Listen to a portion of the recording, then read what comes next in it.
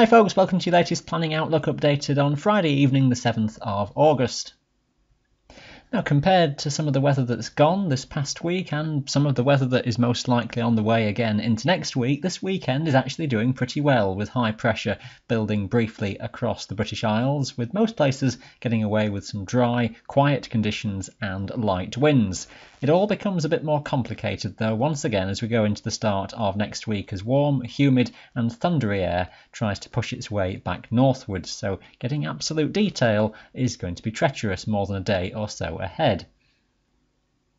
Let's see what we've got then for the next few days. Saturday, first of all, high pressure has expanded northwards across Britain as we go into Saturday morning, so a settled day on the cards for Scotland and Northern England as well. Might just have a southwesterly drift across the far northwest Highlands early on for a bit more cloud and a few spits and spots just around the west coast, but that will fade. Otherwise, cloud breaking to most high tops and wind speeds will be light. A good day overall across the Highlands. Northern England doing pretty well too.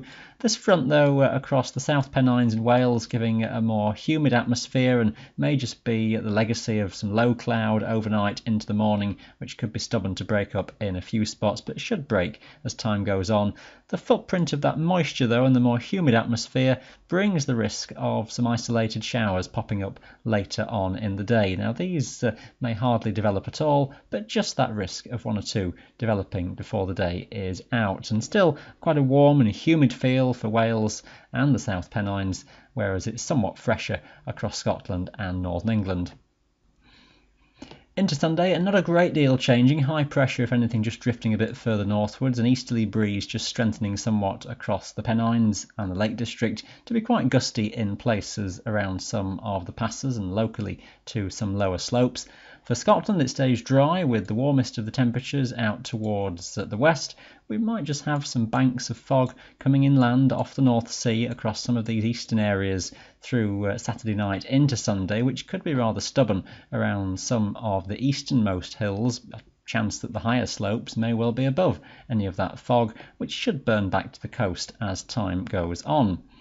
We've got still the legacy of this warm front as well across England and Wales, which brings the risk of the odd burst of rain within a humid atmosphere. Now the chance of that popping up even quite early on in the day, and the odd one then developing onwards into the afternoon as well, but still pretty isolated the majority of the time, even across the Peak District and Wales. Sunday will be a dry day. It all gets very complicated by Sunday night into Monday as a slack pressure pattern and warm and humid air gets drawn further northwards out of continental Europe, and there's the scope for some thunderstorms and areas of heavy rain to rotate gradually northwards and westwards across Britain.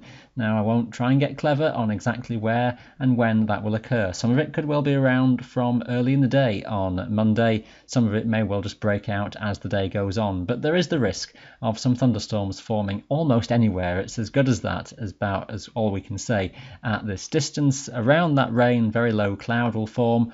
There could well be some spots which get away with it for a fair chunk of the day with some hazy sunshine and many of the hills clear, but always be on the watch out for something thundery developing through Monday.